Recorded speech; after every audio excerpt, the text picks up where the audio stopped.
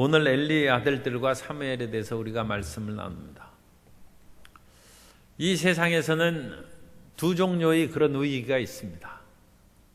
하나의 위기는 바깥에서 다가오는 위기입니다. 적군이 침입한다거나 질병으로 또 전염병이 도는 그런 외부의 위기입니다. 또 하나의 위기는 내면의 위기입니다. 개인적으로 그 마음이 상하고 무너진다든지 사회적으로 국가적으로 백성들이 절망하는 것입니다. 외부의 위기도 결코 과소평가할 수는 없습니다. 그러나 내면의 위기보다는 더 무서운 것이 아닙니다. 사람이 마음이 무너지면 하나님께서도 건지지 못한다고 했습니다. 그러므로 우리는 이 두 가지 위기를 잘 물리치되 특별히 우리 가운데 다가오는 내적 위기가 무엇인지 그것을 파악해서 하나님의 능력으로 회복하고 성령의 충만함을 받아야 될 줄로 믿습니다. 이스라엘의 그와 같은 위기가 왕정을 만들기 전에 다가왔는데 첫 번째로 이스라엘의 외부 위기는 외적들의 침략입니다. 그래서 서쪽에서는 블레셋이 이스라엘을 공격했어요. 이 블레셋은 원래 지중해 지역에서 살던 그런 민족입니다. 그런데 그들에게 어려움이 다가오자 지중해 각 지역으로 흩어져서 살 길을 도모했는데 가나안의 해안가, 그 가나안 해안가에 도착한 것이 지금으로부터 한 3200년 전쯤 됩니다. 그런데 그때로부터 오늘날까지 블레셋은 아닙니다만 어쨌든 가자 지구에 그 사람들이 거기서 정착해서 살고 있어요. 이 블레셋 사람들이 처음 살아왔던 그 지역이 오늘날 가자 지구의 그쪽입니다.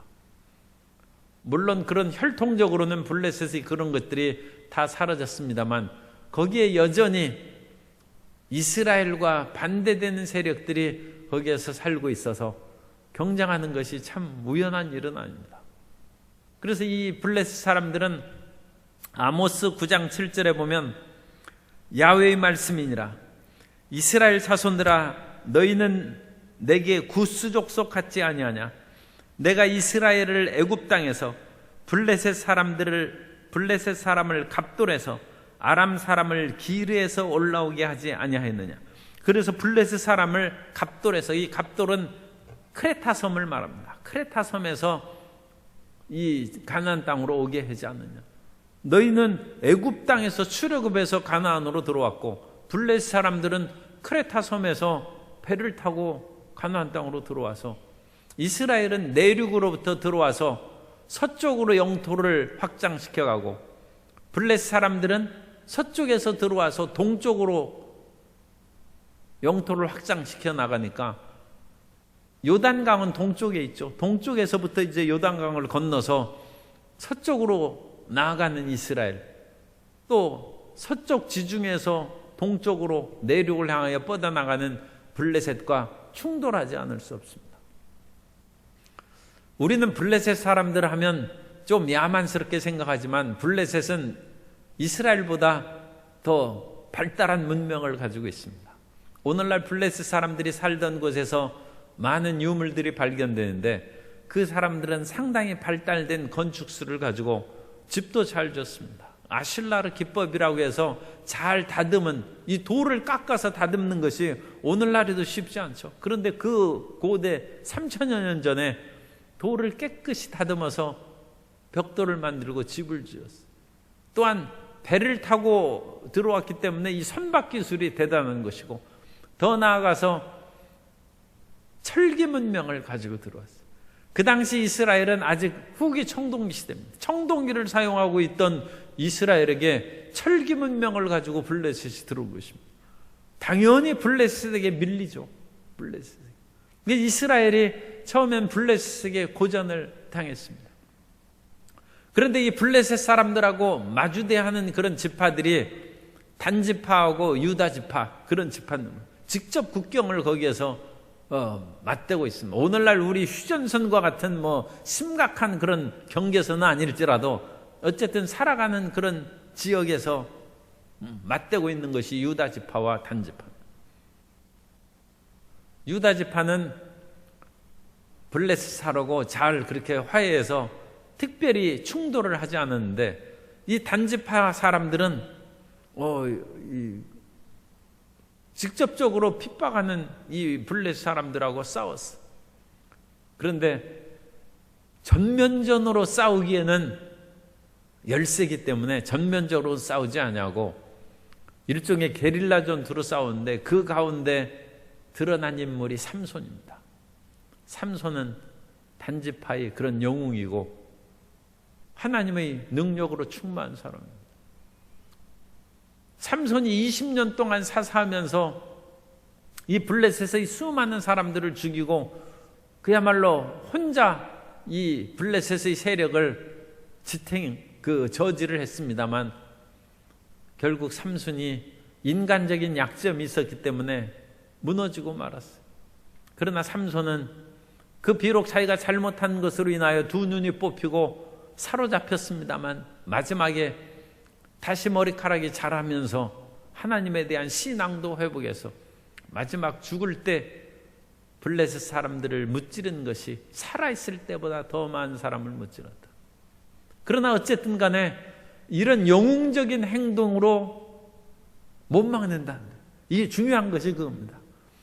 개인의 영웅적인 행동이 이 거대한 블레셋의 민족적 압박을 못 물리친다. 삼손은 소위 말해서 이 은혜가 충만한 능력의 사람입니다. 그러니까 카리스마가 넘치는 사람. 그러나 이와 같이 카리스마가 넘치는 한 개인으로서 민족의 블레셋적인 거대한 파도처럼 밀려오는 것을 못 막는다. 민족은 민족끼리 싸워야죠. 그런데 이스라엘 민족은 아직 블레셋을 대항할 만한 준비가 되어 있지 않아요. 그것이 이제 비극입니다. 그렇기 때문에 단지파는 블레셋에게 밀려서 지파를 얻으려고, 기업을 얻으려고 여기저기 다니다가 저 북쪽 끝에 있는 이스라엘 국경 북쪽 끝으로 올라갔어요. 거기가 라이스 지역이라고 얘기했습니다. 사사기 18장 27절 이하에 보면, 단 자손이 미가가 만든 것과 그 제사장을 취하여 라이스에 이르러 한가하고 걱정 없이 사는 백성을 만나 칼날로 그들을 치며 그 성읍을 불사르되 그들을 구원할 자가 없었으니 그 성읍이 베드르홉 가까운 골짜기에 있어서 시돈과 거리가 멀고 상종하는 사람도 없음이었더라. 단 자손이 성읍을 세우고 거기 거주하면서 이스라엘에게서 태어난 그들의 조상 단의 이름을 따라 그 성읍을 단이라 하니라. 그 성읍의 본 이름은 라이스였더라. 이것도 불행한 그런 성경의 말씀입니다. 평화롭게 산 사람을 자기가 살기 위해서 칼날로 쳐서 죽이고 라이스를 없애버리고 단으로 세웠다. 어쩔 수 없는 일이긴 하지만 썩 잘했다는 그런 평가가 아닙니다. 그들은 블레셋을 물리치고 하나님이 주신 그 기업에서 영토를 차지하는 것이 올바랐을 것입니다. 어쨌든 이스라엘이 그러기 때문에 남쪽으로는 부엘세바, 북쪽으로는 단의 국경을, 그래서 부엘세바에서 단까지가 이스라엘의 영역입니다. 그래서 한라산서 백두산까지 우리나라 영역이 그렇게 되는 것처럼 이스라엘은 부엘세바에서 단까지 그렇게 차지해서 이 단을 어쨌든 만든 것은 단지파의 사람입니다. 그런데 동쪽에서도 이스라엘을 압박하는 그런 세력이 들어왔어요. 이 동쪽에는 암몬족이 살고 있습니다. 요단강 건너편에 암몬, 오늘날 요르단입니다. 오늘날 요르단의 그쪽, 그래서 지역에서 암몬 세력이 확장하면 이스라엘의 경내에 들어오는 것입니다. 그래서 이 지역에서 끊임없는 국경 분쟁이 일어나요. 그 영토에 대한 싸움이 끊임없이 일어납니다. 오늘날만 우리가 독도 분쟁이 있고 뭐 또 다른 그런 그 중국과 일본과의 분쟁이라든지, 일본은 걸리는 것이 좀 여러 군데가 있군요. 저 러시아하고도 이제 사할린 그 북쪽의 영토에 대해서 얘기하고 여러 그런 지역에 대한 그런 영토 분쟁이 있는데, 그런 분쟁이 고대 세계에서도 끊임없이 있는 거예요. 그래서 이 암몬 사람들과의 영토 분쟁의 이야기는 우리가 사사기에 보면 입다가 나와요. 입다. 그래서 입다가 암몬 사람들을 이제 물리치는 그런 이야기가 나오죠. 그러면 우리가 사무엘상을 읽으면서 입다 이야기를 하면 그 옛날 이야기를 왜 하나 싶은데, 우리가 이제 이 성경의 그 기록은 역사적 시대순으로 기록된 것이 아닙니다.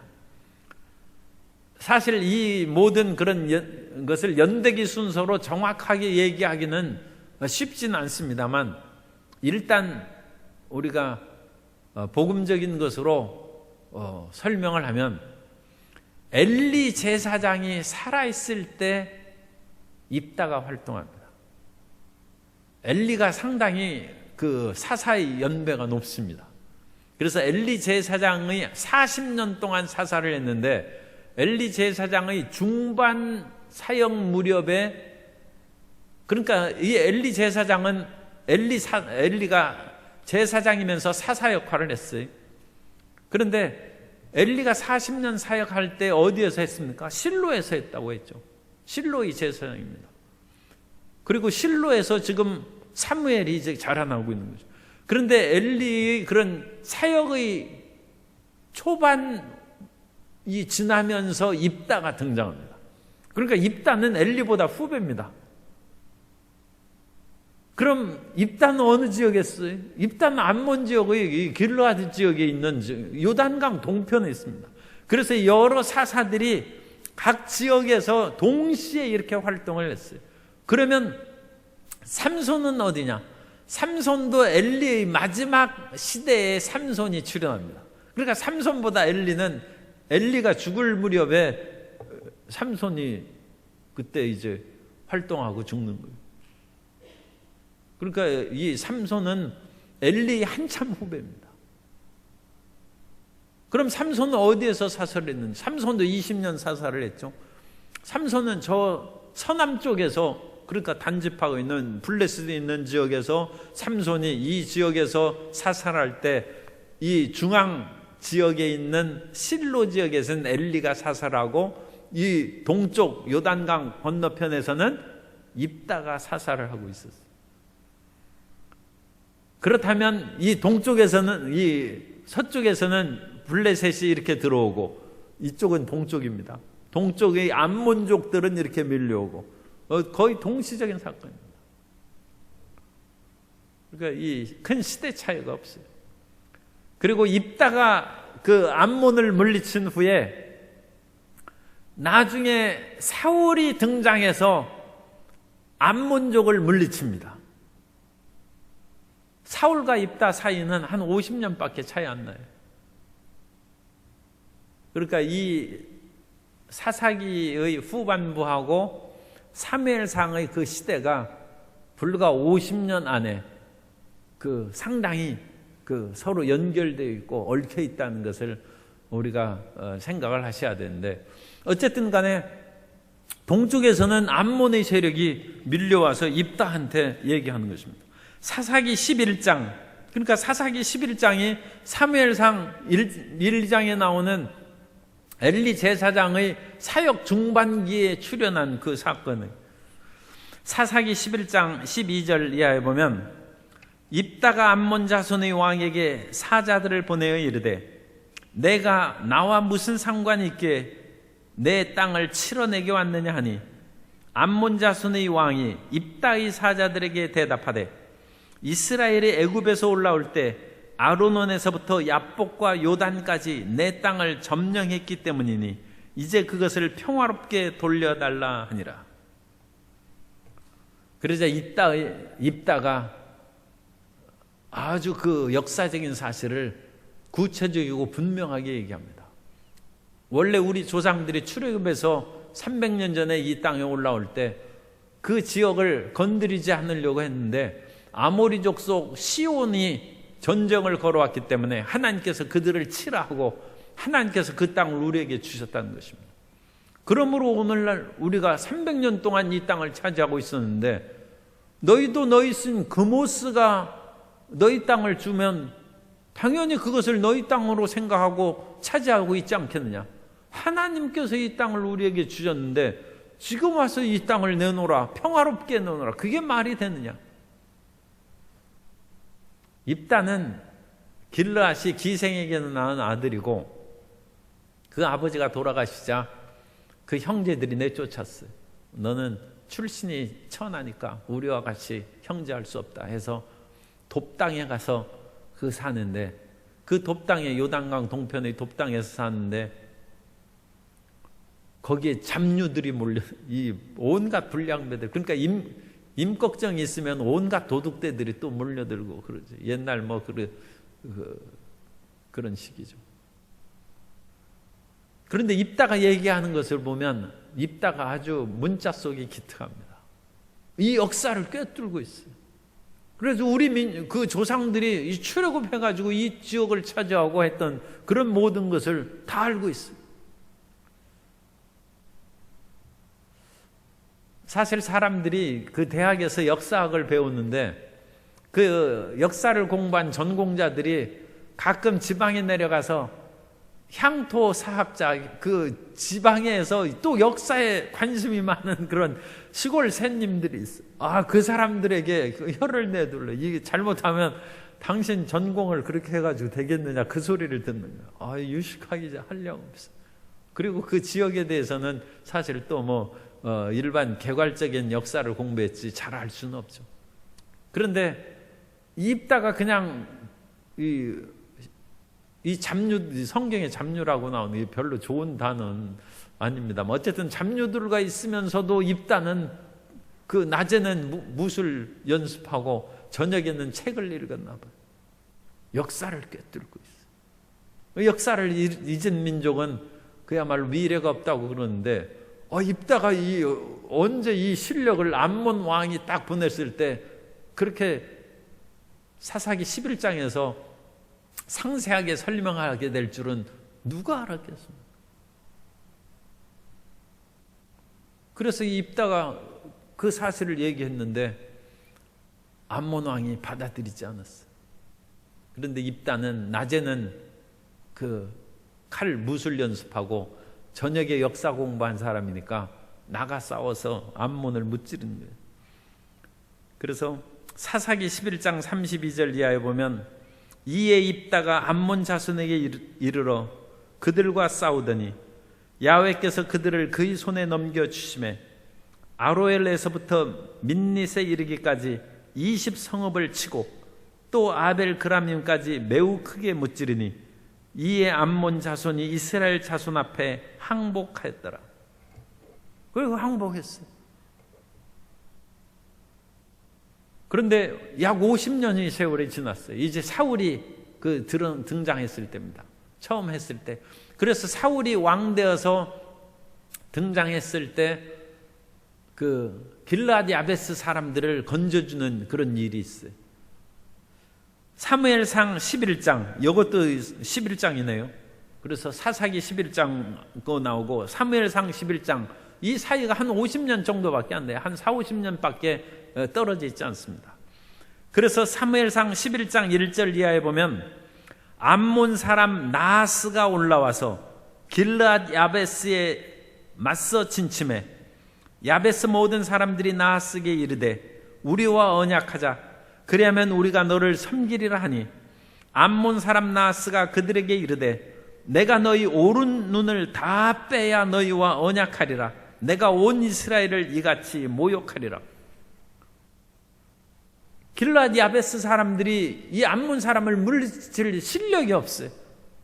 그러니까 사사시대 그때보다 지금 형편이 더 나빠진 거예요. 옛날에는 입다 같은 장군이 있었는데 이 요단 동편에 그런 탁월한 지도자가 없어요.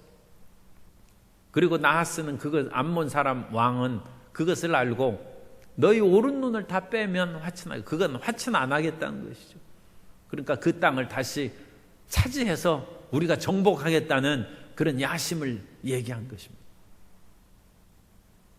길르앗 야베스 사람들이 다 죽게 되었어요. 그때 사울이 그들을 구해줍니다. 그래서 나중에 사울이 블레셋 사람과의 싸움에서 죽었을 때 그 시신을 벳산의 성벽에 걸어놨는데, 못 박아놨는데, 그 시신을 야베스 사람들이 자기들이 위기를 무릅쓰고 그것을 시체를 찾아다 장사를 지어줍니다. 그 고마움을 잊지 않는.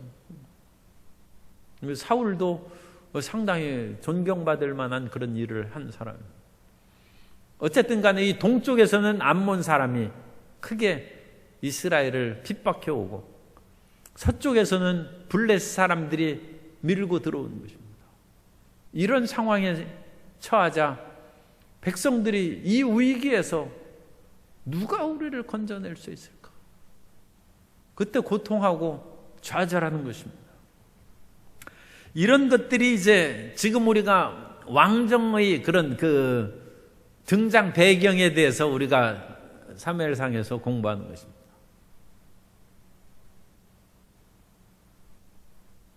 우리가 왕이 없이 적군이 여기에서 쳐들어오고 저쪽에서 쳐들어오고 그러면 그야말로 탁월한 그런 인물에게 의존해서 삼손과 같은 그런 카리스마틱 리더라고 그럽니다. 그런 능력의 지도자에게 의지해서 이를 물리치고 저를 물리치고 하는데 우리가 한계가 있다. 우리도 민족적으로 어떤 구심점을 마련하고 제도를 정비해서 효과적으로 블레셋이나 암몬이나 주변의 적군들을 물리쳐야 되지 않는가, 그런 생각을 하게 됩니다. 위기를 만나면 우리가 제도의 개혁을 우리가 생각합니다. 요즘에도 우리가 이제 위기를 생각하죠. 한일 간의 그런 경제적인 갈등을 해서 수출 규제 품목을 우리가 이제 전심전력을 해서 그것을 만들고 개발하고 또 그것을 수입하려고 이렇게 노력을 합니다만, 중요한 것은 일본에서 수입하는 것보다 질이 좋고 아니면 질이 적어도 동등한 그런 제품을 만들어야지, 그렇지 않으면 그런 첨단 그런 제품에서 질이 떨어지면 세계에서 누가 사가겠습니까? 그럼 결국 실패하는 것이죠. 그래서 얼마나 짧은 기간에 그와 같은 실력을 마련할 수 있는가. 오늘날은 이제 경제 전쟁입니다. 경제 전쟁이고, 미국과 중국과도 경제 전쟁을 하는 것이고, 한일 간의 공조라든지 한미 그런 사이가 무엇인가 삐걱하는 것처럼 하자 순식간에 독도에 러시아 그런 정찰기가 그것을 여러 번 침공했다. 그러면 우리가 이런 외적의 침입의 위기에 대해서 우리 스스로 방어할 수 있는가? 우리가 진지하게 생각해 봐야죠. 미국이라는 세계 최강의 군사 국가가 우리를 동맹 국가로 지원하고 후원하지 않으면 우리가 주변의 그런 여러 그런 사회주의 국가라든지 또는 우리와 별로 그와 같이 친밀하게 지내지 않는 국가들이 우리를 위협할 때 우리가 그것을 물리칠 수 있는가? 이런 외부적인 위기에서 우리가 사회적인 그런 구심점을 우리가 확보하고 함께 힘을 모아서 전진해 나갈 그런 필요성이 있습니다. 어쨌든 이와 같은 동서쪽에서 밀고 들어오는 블레셋과 암몬의 그런 세력, 그것으로 인하여 이스라엘 백성들이 심히 불안합니다. 우리가 이와 같은 위기에서 어찌 살아날 건? 나라를 세운 지 지금 이 가나안 땅에 들어와서 산 지 얼마 되지 않았죠. 이스라엘이 이들 세력의 종이 되거나 쫓겨나는 것이 아닌가. 그런 심각한 그런 상황이 그들에게 임하게 되었다는 것입니다.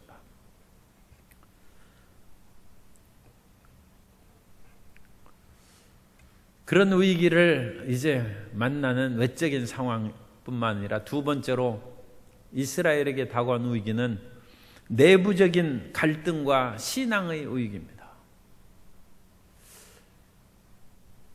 이스라엘이 이런 위기를 만나서 마음이 하나 됐으면 그래도 우리가 같이 산다, 같이 죽는다, 그런 결단으로 나가면 어느 정도 그래도 위로와 힘을 얻을 수 있죠.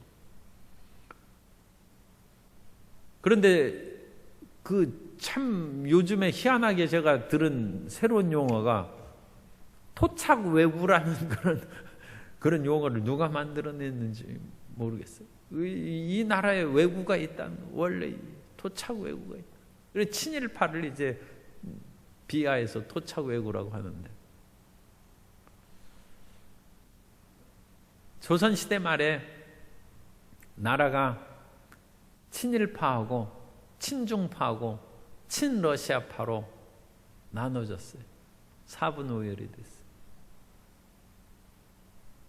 그래서 갑오 농민 전쟁이 일어났을 때 나라에서 이 농민들에게 그 나라의 그런 필요한 것을 그럼 다 내려놓고 이 나라 백성들이 원하는 것이니까 들어줬으면 좋았을 텐데, 이 갑오 농민 전쟁을 그냥 진압하기 위해서 청나라 세력을 끌어들입니다. 그런데 청나라 세력을 끌어들이니까 일본이 청나라와의 그런 조약을 맺은 것이 있어요. 그래서 일본도 군대를 파견해서 이 나라가, 청나라하고 일본이 전쟁터가 된, 이 나라가 큰일 났지 않습니까? 1894년에. 그래서 그들을 다 나가라고 했어요. 그래서 안 나가는 거예요. 그 사람들이 얼쓰고 좋다 하고 들어왔는데 이 땅에서 그냥 좋은 거 있으면 뺏어 먹고 군사력이 있으니까 사람들을 갈취하는데 왜 나가겠어요? 일본이 세력을 더 크게 해가지고 아예 친일파의 세력으로 갑오 개혁을 시켰어요.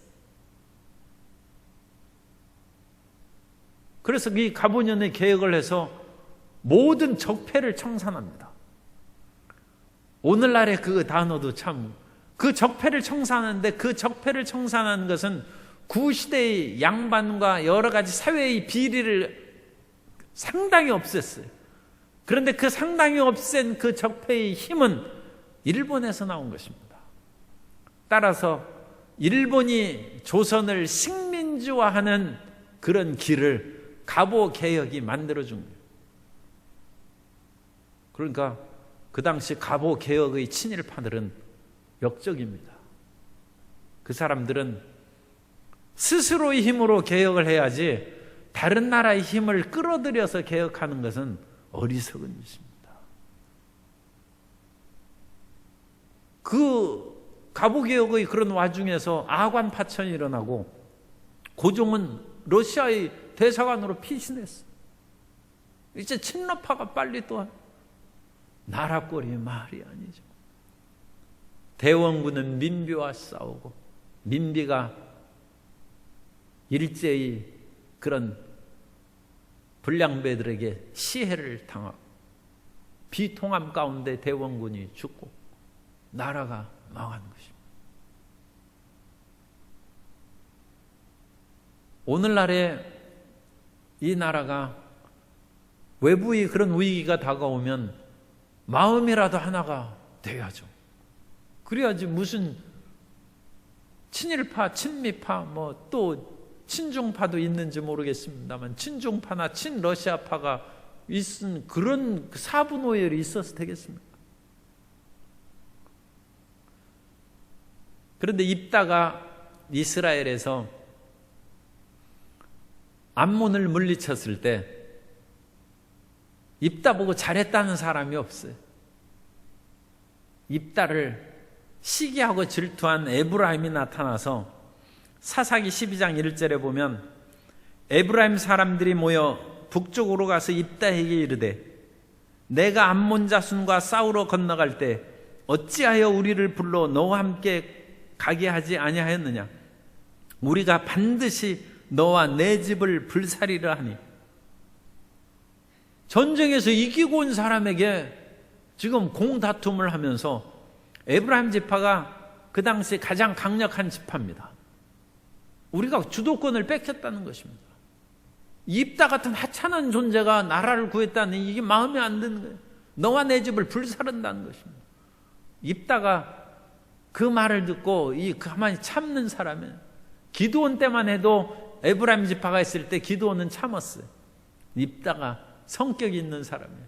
그래가지고 요단 나루턱을 지키고 있다가 에브라임이 말을 쓴 사람, 쉿볼렛의 그런 이 당시에도 그 같은 히브리어 방언이 있었어요. 그래가지고 그 요단 나루턱에서 그때 에브라임 사람이 죽은 자가 42,000명이었다. 4분이 일어났어요. 아니, 적군하고 싸워서도 지금 42,000명의 군인이 얼마나 절실히 필요한 때인데 같이 내란이 일어나가지고 입다가 자기 동족 에브라임의 군대 42,000명을 죽였어요. 이 나라 꼴이 어떻게 되겠어요? 지파 간의 그런 갈등을 말할 수 없어요. 뿐만 아니라 사사기 20장에 보면 그 성폭행에서 죽은 여인의 사건이 나타납니다. 이 베냐민 지파의 땅인 기브아에서 이 불량배들이 그 여인을 성폭행해서 죽었어요. 그런데 그 사람들을 처벌하지는 힘이 없어요. 그 안타까움과 고통에 사로잡힌 그 남편도 수상한 남편이죠. 내연의 남편이에요. 그 내연의 남편이 그래도 너무나 억울하고 분통해서 이스라엘의 모든 지파에게 억울함을 호소했어요. 그러자 이스라엘의 그 지파들이 이런 불행한 일이 어찌 이 민족에게, 하나님의 백성에게 일어난단 말인가 해서 모든 지파의 대표들이 베냐민 지파에게 요구합니다. 너희 가운데 있는 그 불량배들을 우리에게 넘겨주라. 우리가 그를 처단하겠다. 그런데 베냐민 지파가 안 넘겨줍니다. 그들이 어떤 사람이었는지는 모르지만 어쨌든 사회의 그 당시 지도층의 자녀였을 수도 있어요. 오늘날 상황을 보면 사회의 지도층의 자녀들이 이제는 남의 자식 공격할 때가 아니에요. 자기 자식 살펴봐야 돼.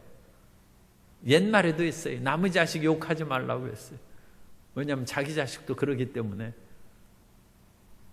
그런데 이 베냐민 지파가 이런 그 나쁜 불량배들을 내주지 않고 우리 한번 싸워보자.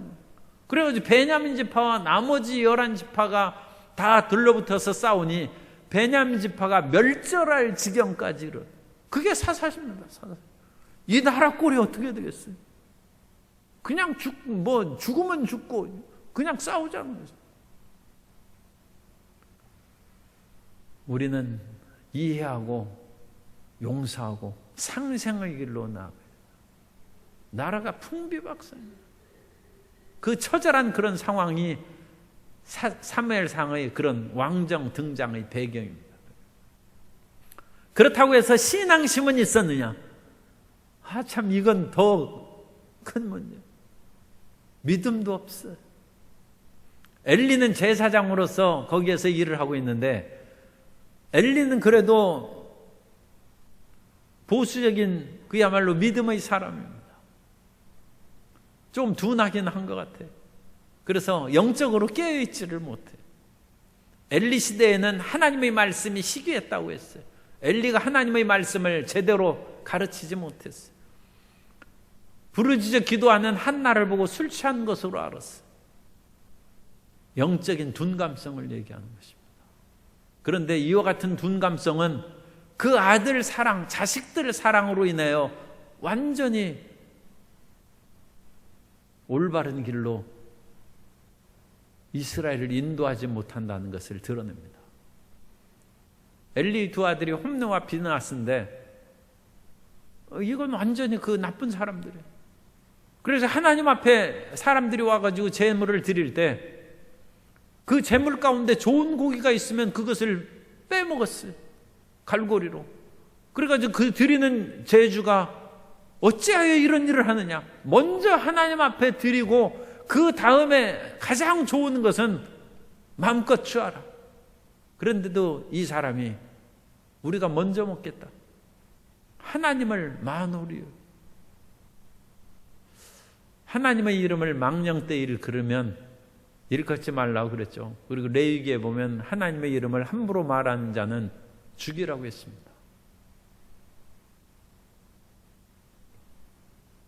그런데 이 제사장의 아들들이 제사를 멸시한 그 나라를 이끌어갈 힘을 상실하죠.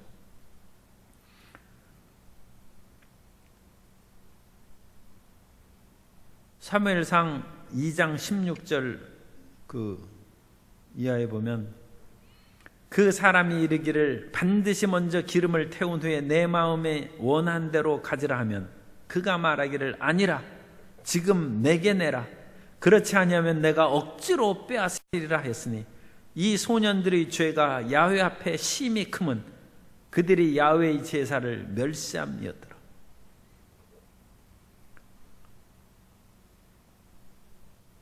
또 나아가서 이건 하나님께 지은 죄죠. 사람에게도 죄를 지어서 성전에서 일하는 여자하고 간음했어요. 하나님의 전을 모독합니다. 그런데 엘리 제사장이 이 두 아들들에 대해서 적절하게 처치를 하고 교훈하지 못합니다. 사무엘상 2장 24절 이하에 보면 내 아들들아 그리하지 말라. 내게 들리는 소문이 좋지 아니하니라. 너희가 야훼의 백성으로 범죄하게 하는도다. 사람이 사람에게 범죄하면 하나님이 심판하시려니와 만일 사람이 야훼께 범죄하면 누가 그를 위하여 간구하겠느냐 하되 그들이 자기 아버지의 말을 듣지 아니하였으니 이는 야훼께서 그들을 죽이기로 뜻하셨음이니라.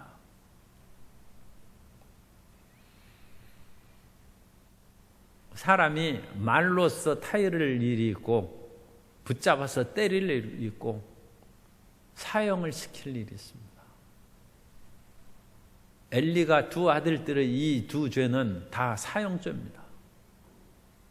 말로만 내 아들들아 그리하지 말라 해서 안 들으면 그뿐이고 엘리가 신앙적으로 무감각해집니다. 두 자식들도 이건 완전 불량배죠. 하나님에 대한 경외심이 전혀 없어. 그런 사람들이 그냥 제사장으로 일을 하는. 이스라엘을 이끌어갈 희망이 없어. 사방은 적군이 침략하지. 지파 간에는 사분오열돼서 서로 죽이고 죽이지. 지도자는 그야말로 하나님에 대한 경외심도 없이 이스라엘 하나님의 백성이 그 처참한 상황에 빠진 것입니다.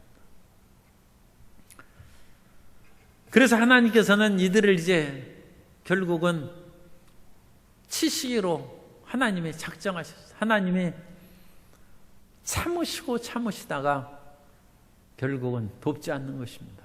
그래서 블레셋 사람들이 쳐들어왔을 때 이스라엘이 전쟁에서 이제 졌어요. 그 소식을 얘기하자 엘리가 사사 아닙니까? 그리고 두 아들이 엘리가 나이가 많았다고 했어요. 그러니까 두 아들 홈니와 비느하스가 사사직을 아마 대행하고 있었을 거예요. 그러자 홈니와 비느하스는 하나님에 대한 믿음도 없어요. 믿음도 없으면서도 하나님의 언약궤를 모시고 가면 전쟁에 이길 것으로 생각해서 이 아벡 전투입니다. 아벡까지 블레셋이 이 아벡은 그 이스라엘의 중앙부로 들어가는 길목이에요. 그래서 이 길목을 뺏기면 전략적 요새입니다. 거기를 뺏기면 중앙 산지의 지역을 통과할 수 있어요. 그러니까 이 전쟁에서 지면 중앙 지역인 에브라임과 그런 지역까지 다 이제 물밀듯이 들어올 수 있어요. 그건 굉장히 중요한 전투 지역입니다. 그래서 홈리와 비느하스가 언약궤를 모시고 갔는데 언약궤를 뺏겼어요. 왜냐하면 하나님의 역사를 안 하시기 때문입니다. 하나님은 어무유하신 분입니다. 사람은 하나님의 영광을 위해서 죄진 우리를 돌보실 것으로 생각하는데 하나님은 그렇지 않습니다. 믿음이 없는 사람을 하나님께서는 돌보지 않습니다. 하나님은 언약궤를 빼앗겨도 하나님의 영광이 사라지지 않습니다. 심지어 솔로몬 성전이 느부갓네살의 군대에 의해서 무너져도 하나님은 그 영광이 훼손되지 않습니다. 사람들은 그 당시에도 얘기했습니다. 그것이 시온의 불가침성 교리인데 이미 교리화됐어. 그 당시 하나님의 성전이 있기 때문에 시온은 절대 안전하다. 그런데 하나님께서 시온을 무너뜨려 버렸어요. 예루살렘을 파괴했어요. 솔로몬 성전을 무너뜨렸어요. 믿음이 없는 백성에게 더 이상 역사하지 않는다. 하나님은 사람을 중시합니다. 하나님께서는 건물을 중시하는 적이 없어요. 이 세상의 어떤 외부적인 것도 하나님의 마음에 관심의 대상이 아닙니다. 하나님께서 오직 관심을 가진 것은 우리의 마음입니다. 우리의 마음이 하나님을 진실하게 섬기면 하나님께서 살리실 것이고, 우리 마음이 하나님을 떠나 있으면 모든 것을 다 버리십니다. 홈리와 비느하스가 그날 언약궤를 뺏기고 전사했어요. 제사장들이 죽었어요. 그 소식을 들은 엘리 제사장도 의자에 넘어서 목이 부러져 죽었어요. 얼마나 그 비참한 죽음입니까? 그 집안을 심판해버린 하나님의 성전을 모독하고 온갖 죄를 지은 그것을 하나님께서 심판하십니다. 그러나 하나님의 뜻이 우리가 생각해요. 하나님께서 이스라엘을 멸망시키려면 뭐하러 애굽에서 이끌어냈겠어요? 이스라엘 백성들이 광야 40년 동안 끊임없이 하나님을 배반하고 하나님을 괴롭게 했어요. 하나님께서 그들을 다 멸망시켜버리고 모세 너로 말미암아 새로운 민족을 일으키겠다, 그렇게까지도 말씀하셨어요. 그런데 하나님께서 어찌 구원하시고 멸망을 시키겠습니까? 그러므로 이스라엘 백성들을 완전 멸망시킨 것이 아니고 그 가운데 이미 빛을 준비하셨어요. 그 사람이 사무엘입니다. 하나님은 예비하시는 하나님이십니다. 그러므로 오늘날 이 나라와 민족의 여러 가지 어렵고 힘든 그런 일들이 끊임없이 나오고 또 부정적이고 파괴적인 그런 얘기도 많이 나와요. 그러나 우리가 사무엘상을 읽으면서 하나님께서는 사무엘과 같은 지도자를 예비하시고 하나님께서는 새로운 보다 온전한 제도를 세워주셔서 나라와 민족을 건지셔서 마지막 때 사용하는 대한민국, 복음을 땅끝까지 전파하는 한국교회로 세워주실 것을 믿습니다. 그걸 기대합니다. 그것이 별로 멀지 않아요. 사무엘이 출현한 후에 곧바로 사울이 기름을 부어 왕이 되고 그 다음에 다윗이 왕이 되어서 다윗은 주변의 모든 암몬, 블레셋 모든 지역을 다 정복해버리고 다윗이 제국을 건설한, 지금 이 사무엘이 죽을 지경이 되고 사무엘의 이 시대에 모든 것이 파괴되고 죽을 지경이 되어서 나라가 언제 회복되고, 그러나 불과 50년에 다윗이 등장해서 주변을 평정합니다. 그래서 우리 성도 여러분은 그걸 볼 수 있어요. 한 50년은 더 사셔야 돼요. 50년 안에 21세기의 찬란한 대한민국이 건설될 것을 기대하시기 바랍니다. 그걸 바라볼 오래 걸리지 100년 200년 후에 된다면 우리는 천국 가서 그 소식을 천사 보고 가끔 어디 한국 출장 다녀오셨느냐 해가지고 물어보고 그래야 되는데 우리 살아있을 때 100세 시대니까 이 위대한 역사가 나타날 것입니다. 하나님께서는 아브라함에게 내 사랑하는 독자 이삭을 번제로 드리라고 했을 때 아브라함이 서슴지 않고 아브라함이 이미 원숙한 믿음에 그야말로 온전한 신앙에 도달한 거죠. 그리고 그 아브라함이 이삭을 번제로 드리면서 성경은 말씀합니다. 아브라함의 믿음은 죽은 자를 살리시고 없는 것을 있는 것 같이 부르시는 하나님을 믿었다고 했습니다. 그때 하나님이 놀라셔서 아브라함의 손을 붙잡으셨어요. 유명한 화가 렘브란트는 칼을 들어서 이삭을 찌려는 손을 다급하게 붙잡는 천사의 그림을 그려놨습니다. 예비하시는 하나님, 준비하시는 하나님.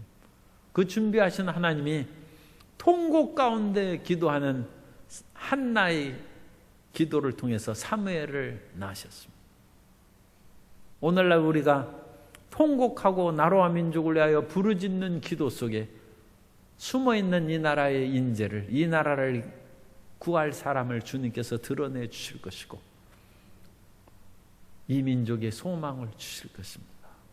오늘 우리가 추석날 밤에도 이와 같이 모이는 것은 함께 나라와 민족을 위해서 기도하는 것입니다. 개인적으로 물론 혼자 집에서도 기도할 수 있어요. 그러나 함께 모이는 것은 더 큰 대의를 위해서 하나님 나라를 위해서 기도하는 것입니다. 그 기도하면 사무엘이 출현할 것이고 민족의 길이 열릴 것이고 더 승승장구 발전하여 불과 한 50년 만에 비탄한 민족에서 대제국을 건설하는 새로운 역사로 드러나게 된 것입니다. 그 은혜가 이 나라와 민족에게 임하게 되시기를 소원하며 뿐만 아니라 우리 모든 성도님의 수고하고 무거운 짐도 이와 같은 비전과 꿈을 향해 나갈 때 위대한 역사로 체험받게 되시기를 예수님 이름으로 축원합니다.